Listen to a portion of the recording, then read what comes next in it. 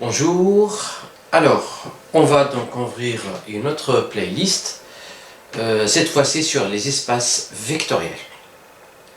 Donc on va commencer par cet exercice. Parmi les ensembles suivants, parmi les ensembles suivants, lesquels sont ou ne sont pas des sous-espaces vectoriels. L'ensemble E1, c'est l'ensemble du triplet x, y, z qui appartient à R3 tel que x plus y plus 3z égale à 0. L'ensemble 2, c'est x, y, z qui appartient à R3 tel que x plus y plus 3z égale à 2 ici. Alors, égale à 2. Ensuite, E3. C'est l'ensemble des quadruplets x, y, z, t qui appartient à R4, tel que x égale à y égale à 2z égale à 4t. Ensuite, E4, c'est x, y appartient à R carré, tel que x, y est égal à 0. E5, x, y qui appartient à R carré, tel que y est égal à x carré.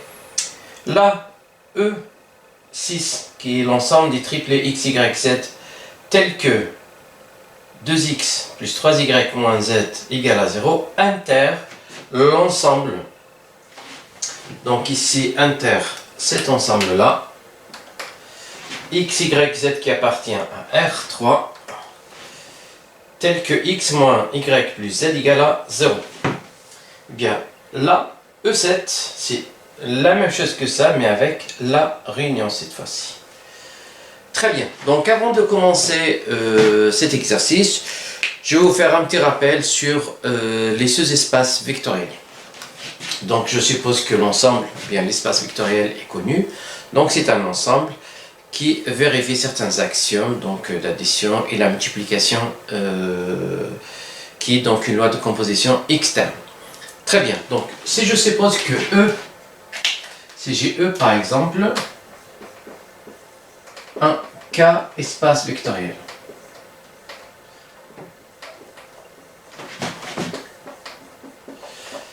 Alors, K ici, donc je le note de cette façon-là. Le plus souvent, donc c'est l'ensemble de K, le plus souvent soit l'ensemble des nombres réels, ou bien c'est l'ensemble des nombres complexes. Le plus souvent.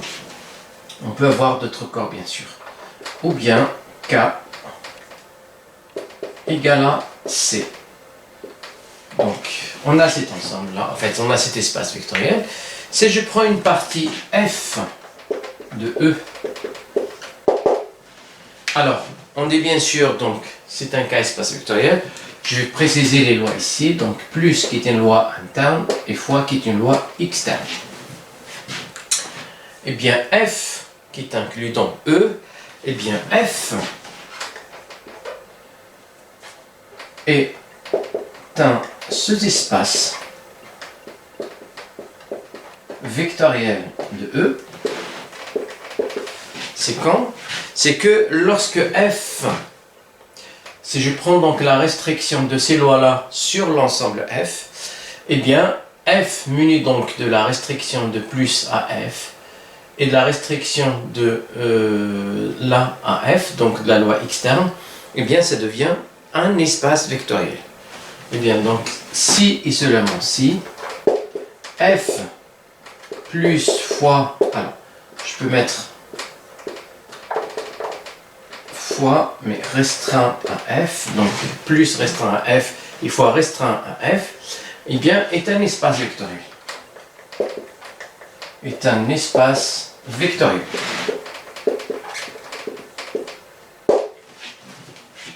Très bien, mais dans la pratique, on n'utilise pas ça, puisqu'il y a beaucoup d'axiomes à vérifier, mais on a une caractérisation qui nous permet donc d'aller très vite pour démontrer qu'une partie est un sous-espace vectoriel. Donc à savoir, eh bien encore une fois, c'est équivalent à dire à ce que déjà premièrement, il faut que le 0 de E,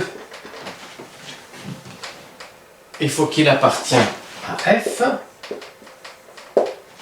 Alors, équivalent à ça, équivalent c'est à ce que, donc, quel que soit x, y appartient à f au carré, il faut bien sûr, c'est la stabilité donc de l'addition.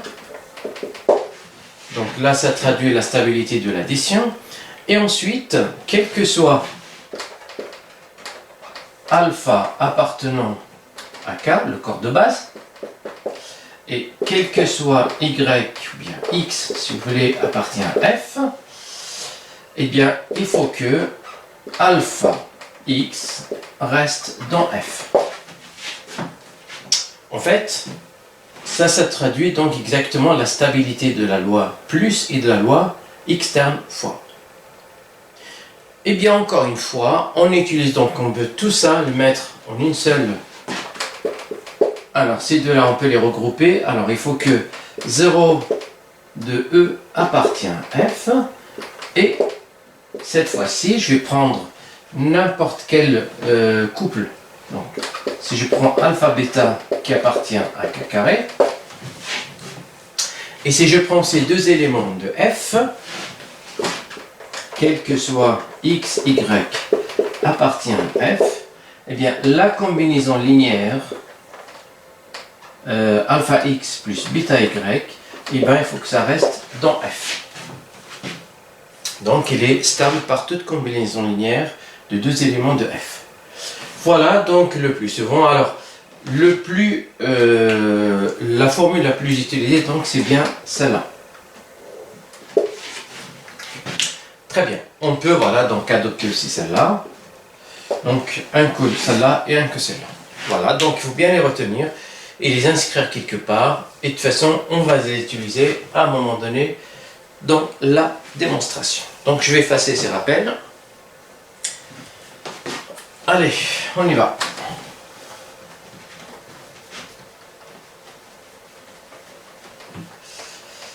L'ensemble E1.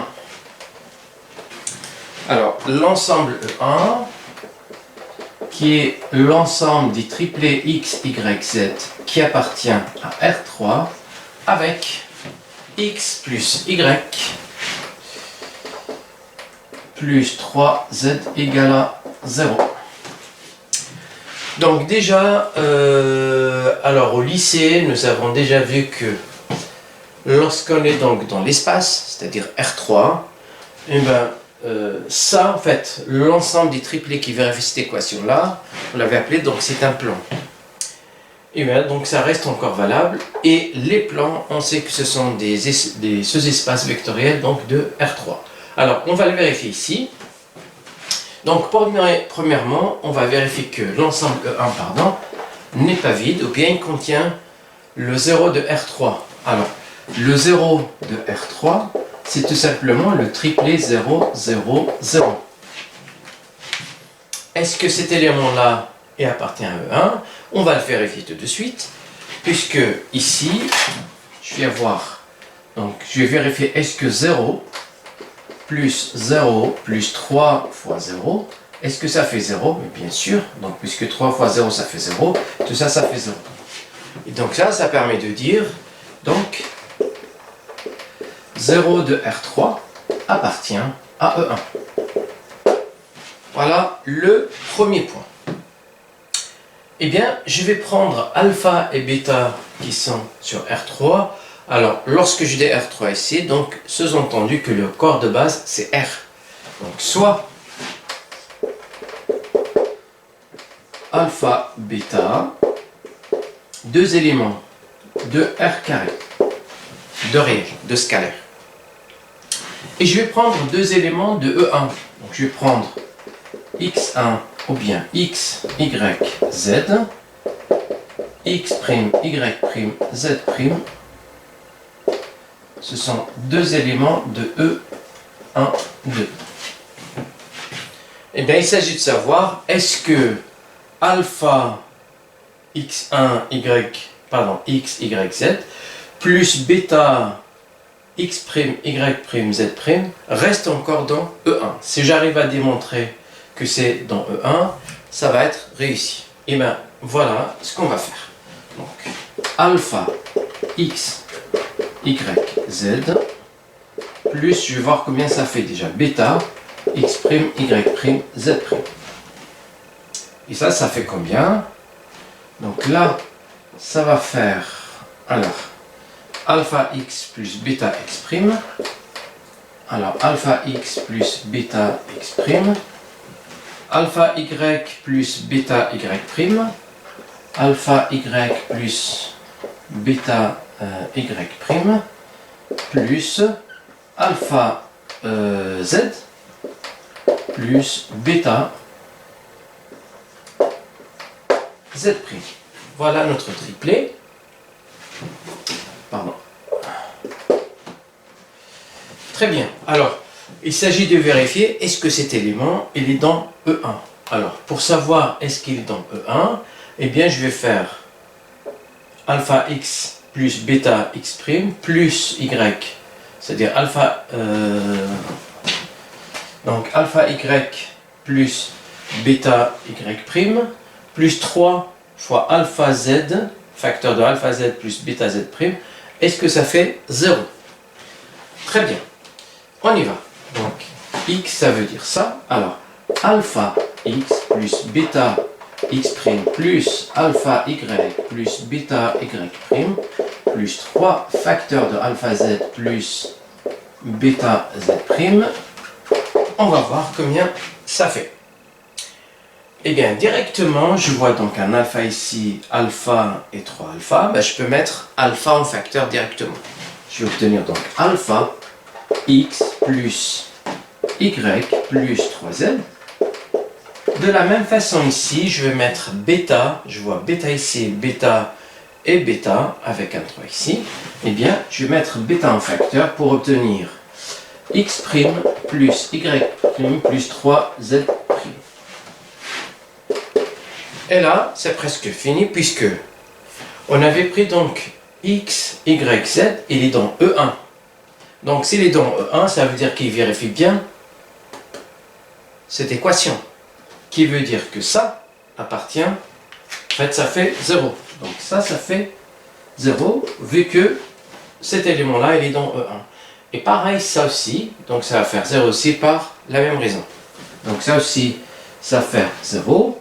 Et donc, je vais obtenir alpha fois 0 plus bêta fois 0. Et ça va faire 0. Conclusion, eh bien cet élément-là, il appartient à E1. Donc alpha, x, y, z plus bêta, x', y', z', ça appartient à E1. S'il appartient à E1, d'après la caractérisation du rappel que je vous ai dit, donc ça entraîne que E1 est un sous-espace vectoriel de R3. Donc E1 est un sous-espace vectoriel de R3.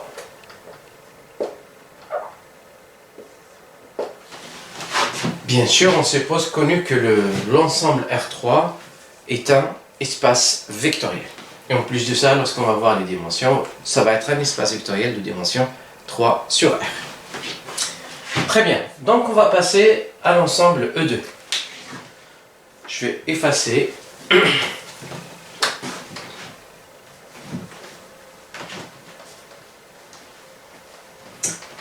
Alors, E2. Est-ce que c'est un sous-espace vectoriel? Alors, donc, est-ce que E2 est un sous-espace vectoriel? Donc, c'est toujours l'ensemble des triplets qui appartient à R3, mais avec cette fois-ci, x plus y plus 3z égale à 2 au lieu de 0 de tout à l'heure. Eh bien, on voit clairement que la première condition n'est pas remplie, puisque le 0 de R3, qui est 0, 0, 0, eh bien, on va voir qu'il n'appartient pas à E2. En effet, eh bien, on le voit ici, lorsque je remplace x par 0, y par 0 et z par 0, ben, je vais obtenir là 0 et là ça fait 2. Donc, comme 0 plus 0 plus 3 fois 0 égale à 0 qui est différent de 2, et bien le 0 R3 ça, il n'appartient pas à E2. Eh bien, s'il n'appartient pas à E2, ça veut dire tout simplement que E2 n'est pas un sous-espace vectoriel de R3. Conclusion directe. Donc, E2 n'est pas un sous-espace vectoriel de R3. Très bien. Alors, on va voir E4. Pardon, E3. E3, c'est l'ensemble des quadruplés, donc X, Y, Z, T, qui appartient à R4, plutôt ici, avec la condition X qui est égale à Y, est égale à 2Z, est égale à 4T. Est-ce que cet ensemble est un sous-espace vectoriel, cette fois-ci de R4? Eh bien, on va voir, on va vérifier. Donc, si je prends le 0 cette fois-ci de R4 et de voir est-ce qu'il appartient à E3. Donc, le fait d'avoir, alors ça c'est 0, 0, 0. Alors, qu'est-ce que j'ai? Donc, j'ai bien 0 qui est égal à 0, l'abscisse qui est égale à l'ordonnée, qui est égal aussi à 2 fois 0, qui est égal à 4 fois 0. 2 fois 0, ça fait 0, 4 fois 0, ça fait 0. Donc, cet élément-là, il est bien dans E3. Donc, 0, R4, il appartient à E3. Le premier point, bien la première condition, est vérifiée. Donc, on va voir maintenant la deuxième condition, c'est-à-dire je prends deux éléments de E3 et de voir est-ce qu'une combinaison, est-ce qu'elle est stable par toute combinaison linéaire. En fait, est-ce que si je prends alpha et bêta dans R, et alpha fois le premier élément plus bêta fois le deuxième élément reste encore dans R3. Pardon, reste encore dans E3. Eh bien, on pose alors soit alpha, bêta appartenant à R carré, donc qui est le corps de base, et je vais prendre x1 pour faciliter un petit peu l'écriture, donc c'est x1, bien x là, x, y, z, t, et je vais prendre x' qui est x', y', z', t'.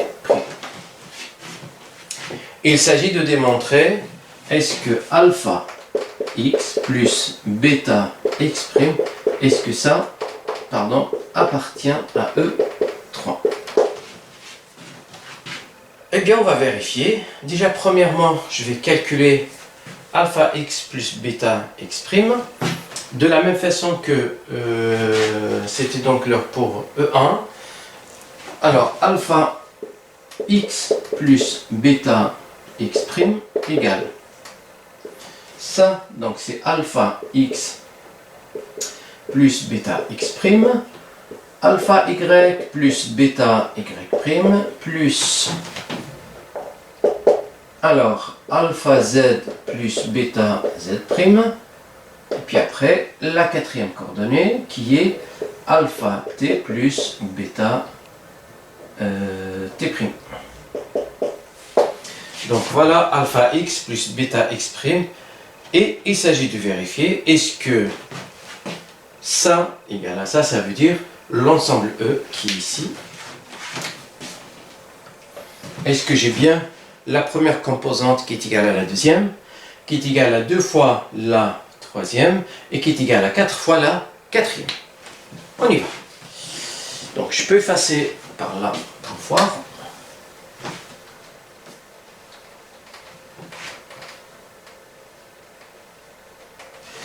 Alors, on va voir. Donc, j'ai alpha x plus bêta x'. Puisque le grand X il est dans E3, cela veut dire que x égale à y est égal à 2z égale à 4t.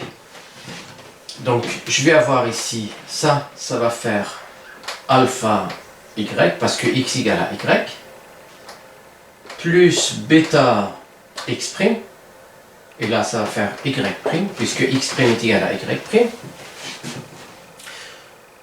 puisque x et x' ils sont bien sûr dans E3.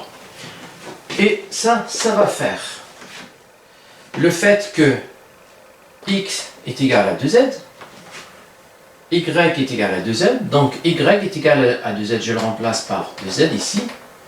Je remplace bêta y' par 2z'. Et donc là, ça va faire alors 2 alpha z plus bêta z', donc le deuxième élément de... la troisième composante de cet ensemble-là. Et de la même façon, je remplace encore par 4 pour obtenir la même chose. Donc je vais avoir aussi 4 alpha t plus bêta t', de la même façon. Cela veut dire que cet élément-là, alors donc, alpha x plus bêta y ou bien x', ça reste dans E3. La conclusion, E3 est un sous-espace vectoriel de R4. Alors, est un sous-espace vectoriel de R4. Voilà. Alors, on va passer donc à l'ensemble E4. Très bien. Donc on va voir E4, est-ce que c'est un sous-espace vectoriel?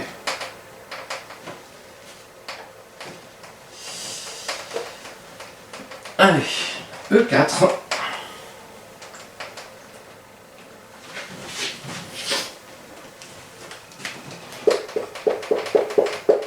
Donc E4, c'est l'ensemble des couples XY qui appartiennent à R carré avec la condition ça égale à 0. Très bien. Bon, allez, on va voir. Donc ici, si je prends par exemple, je prends deux éléments, le 0 déjà, donc le 0 de R2 qui est égal à le couple 0, 0. Est-ce que le 0R2 est dans E4? Oui, puisque si je fais 0 fois 0 égale à 0. Et donc, le 0R2, il est bien dans E4. Donc, 0R2 appartient à E4. Donc, la première condition est remplie. Alors, on va voir la deuxième condition. Alors, je vais prendre grand X qui est égal à XY et je vais prendre X', grand X' est égal à X', Y'. Alors, je vais prendre deux éléments de E4, pardon. Donc ça appartient à E4 et ça aussi appartient à E4. C'est-à-dire que XY égale à 0 et X', Y' égale à 0. Et je dois prendre alpha, bêta, un couple de R carré ici. Eh bien, il s'agit de démontrer est-ce que alpha x plus bêta y, bien x', est-ce que ça reste encore dans E4? Est-ce que ça reste dans E4? Eh bien, c'est ce qu'on va voir tout de suite. Donc, je prends, alors, alpha x plus bêta x', c'est comme tout à l'heure, ça va faire alpha x plus bêta x', et ensuite alpha y plus bêta y'. Donc il s'agit de démontrer, ou bien de voir, est-ce que ce nombre-là fois celui-là, est-ce que ça fait 0? Et bien on va le calculer ici pour voir combien ça va faire.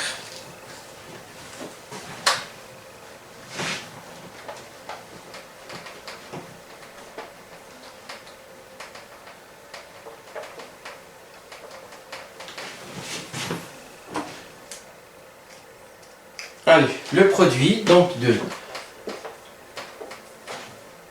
alpha, alors, donc je vais faire alpha x plus bêta x', multiplié par alpha y plus bêta y prime. Alors, on va développer ici pour voir combien ça fait. Et donc, ça va faire alpha carré xy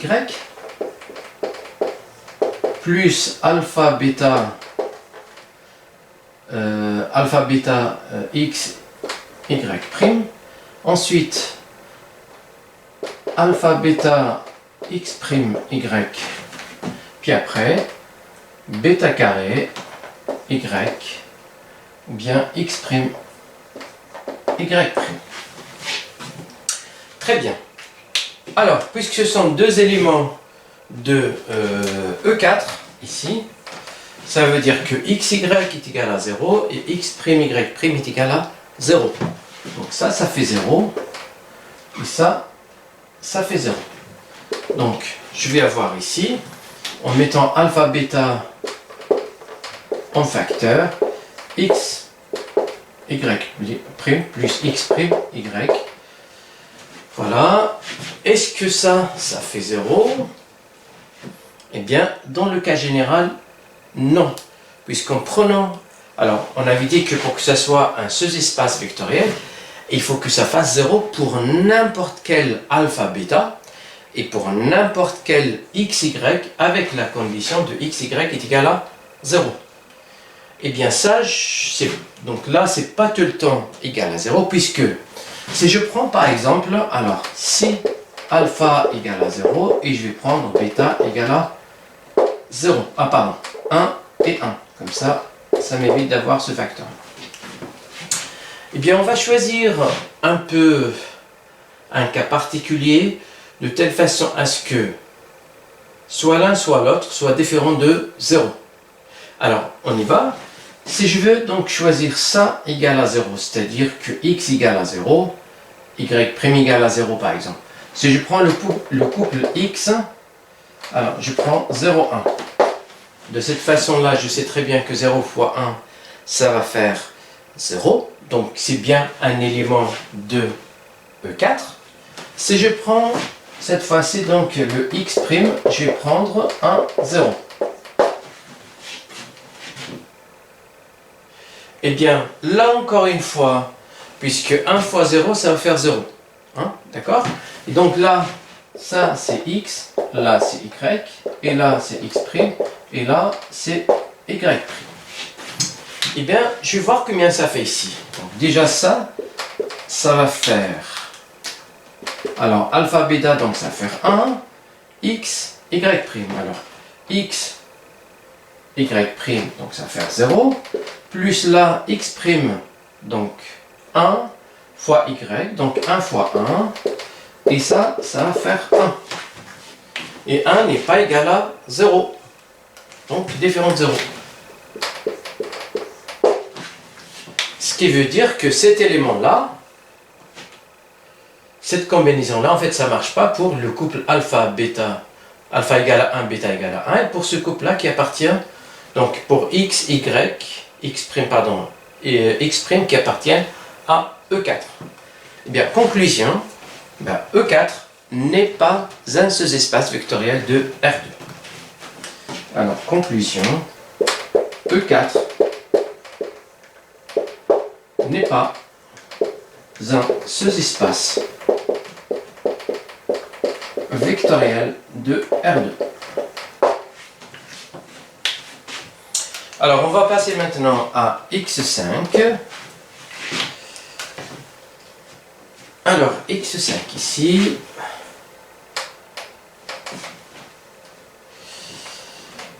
Alors, pour X5 ici, je vois quelque chose qui ressemble à des fonctions, bien à des courbes que nous avons vues au lycée.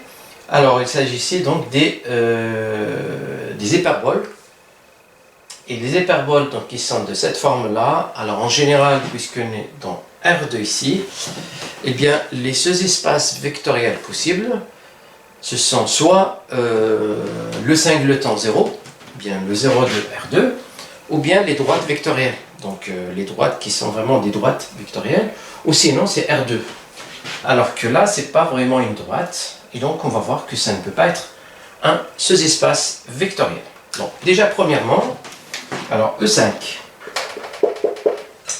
qui est l'ensemble des xy, qui appartient à R2, avec y est égal à x carré. Et bien là, on voit que pour 0 de R2, elle vérifie bien cette équation-là, puisque j'ai bien 0 qui est égal à 0 carré. Donc, j'ai bien 0 R2 qui appartient à E5. Mais après, c'est pas vraiment, donc la stabilité par la loi externe n'est pas vraiment garantie, puisque si je prends par exemple le couple 2, 4, 2, 4, ce couple-là, donc qui appartient à R2, et bien j'ai bien Y, donc j'ai bien 4 qui est égal à 2 au carré, puisque Y pour Y est égal à 4, j'ai bien cette égalité-là. En revanche, pour alpha égale à 2 par exemple, et bien je vais voir est-ce que 2 fois, bien 2 points de 4, est-ce que ça appartient-il à E5? Est-ce qu'en multipliant par 2, cet élément-là reste dans E5? Eh bien c'est non, puisque quand je multiplie par 2 ici, je vais avoir 4, 8. Or, 4 au carré, donc ça fait 16. Et 16 n'est pas égal à 8, est différent du 8. Eh bien, cela veut dire que 2 fois 2, 4, ça n'appartient pas à E5. S'il n'appartient pas à E5, cela veut dire tout simplement que E5 n'est pas un sous-espace vectoriel de R2. Voilà ce qui confirme un petit peu ce que je vous ai dit tout à l'heure. Alors, la conclusion ici.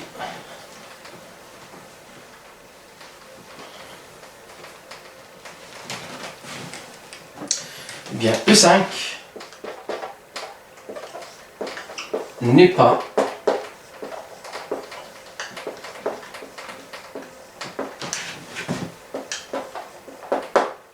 de R2. Allez, on passe maintenant à E6. Donc E6 c'est quoi? C'est l'ensemble des triplés x, y, z qui appartiennent à R3 avec la condition de 2x plus 3y moins 5, z égale à 0. 2x plus 3y moins 5, z égale à 0. Inter x, y, z qui appartient à R3 avec, cette fois-ci, x moins y plus 3 égale à, pardon, plus z égale à 0.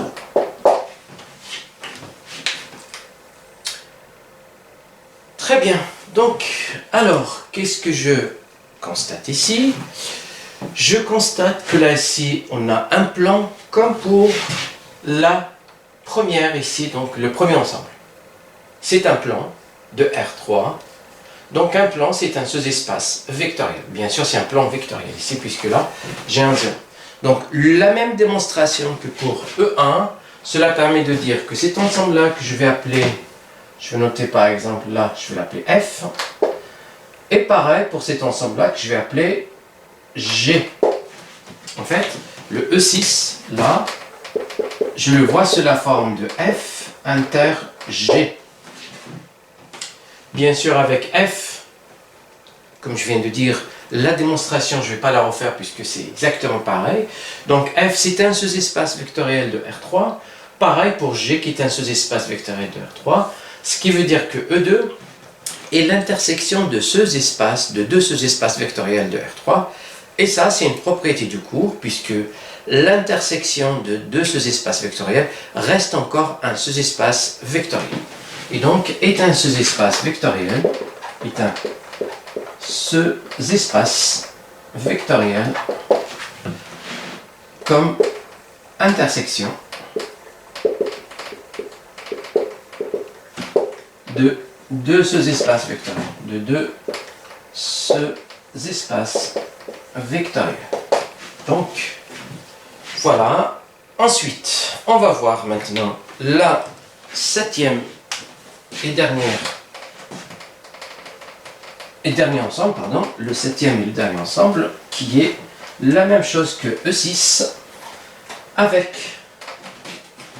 la condition suivante. Alors E6, bien E7 plutôt ici, c'est exactement pareil avec cette fois-ci F union G. Ça, c'est la même chose. Le seul changement, c'est l'union ici.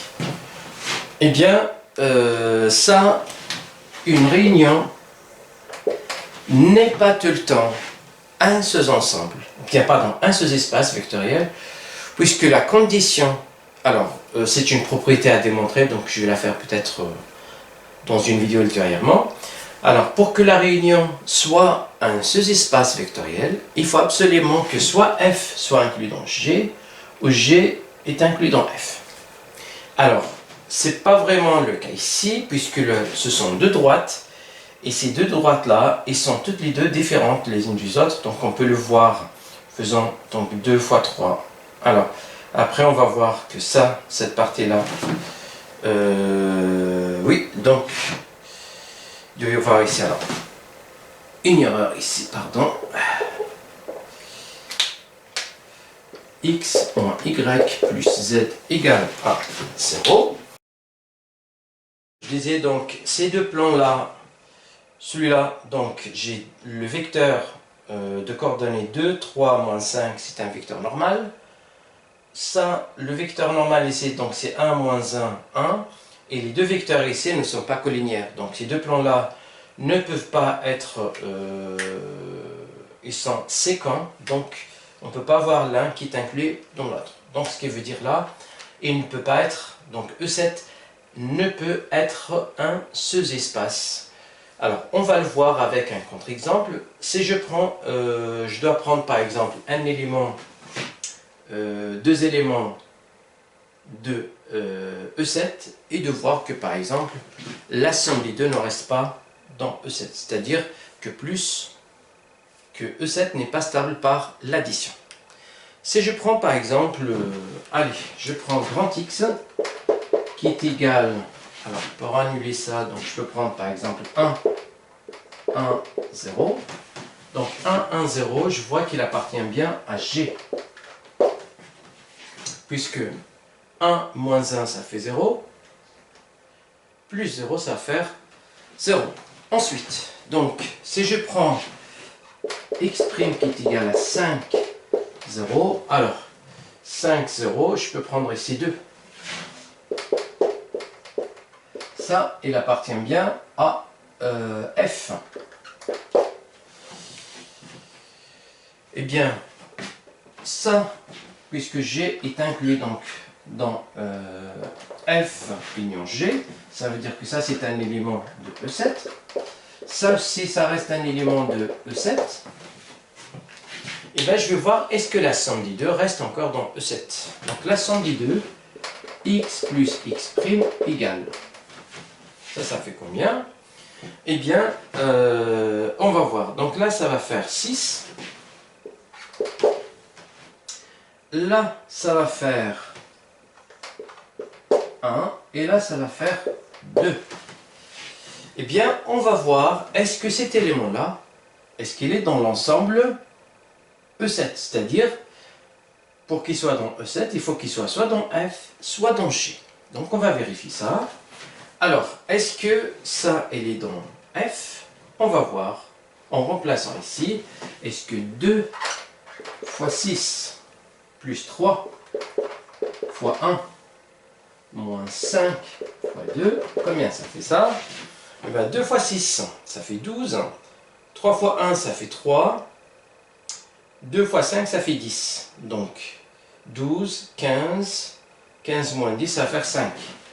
5, ça c'est différent de 0. Donc, ça n'appartient pas à F. Je vais voir pour la deuxième. Donc x moins y plus z. 6 moins 1 plus 2 égale. 6 moins 1, ça fait 5. Et 5 plus 2, ça fait 7. 7 encore une fois est différent de 0. Et bien, qui veut dire, pardon, alors, différent de 0, eh bien, ça veut dire que x plus x' n'appartient pas à f. Et encore une fois, x plus x' n'appartient pas à g. Donc, s'il n'appartient ni à f ni à g, donc il ne peut pas appartenir à la réunion. Donc, s'il n'appartient pas à la réunion, ça veut dire qu'il n'appartient pas à E7. Donc, x plus x' n'appartient pas à E7. La conclusion, E7 n'est pas un espace, bien, n'est pas un sous-espace vectoriel.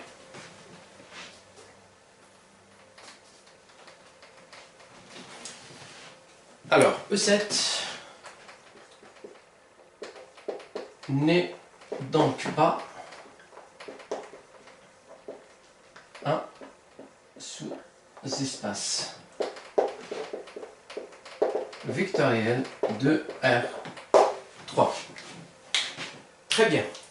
Donc, ce qu'il faut retenir ici, eh bien, donc tout ça, lorsqu'on est dans R3, là, lorsque ça fait 0, donc on obtient ce qu'on appelle un plan vectoriel. Ce sont les plans vectoriels, ce sont des sous-espaces vectoriels de R3. Et en général, on va voir plus tard que ce sont les sous-espaces de dimension 2. Et là, comme ça fait 2, c'est un plan affine. Donc un plan affine n'est pas forcément donc un espace, ou bien un sous-espace vectoriel. Alors là encore une fois, donc on avait dit que c'est un sous-espace vectoriel. Et là, je le vois puisqu'on est dans R2, eh bien les sous-espaces vectoriels de R2, ce sont soit le singleton 0, soit des droites vectorielles, soit R2 en entier. On ne peut pas voir d'autres formes.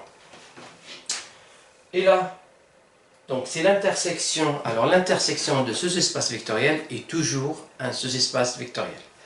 Par contre, l'intersection, bien la réunion de deux sous-espaces vectoriels n'est pas toujours un sous-espace vectoriel. C'est un sous-espace vectoriel si et seulement si, par exemple ici, soit f est inclus dans g ou g est inclus dans f. Voilà un petit récapitulatif, pardon, je vais y arriver, de cet exercice. Eh bien, je vous souhaite une très bonne journée et à très bientôt.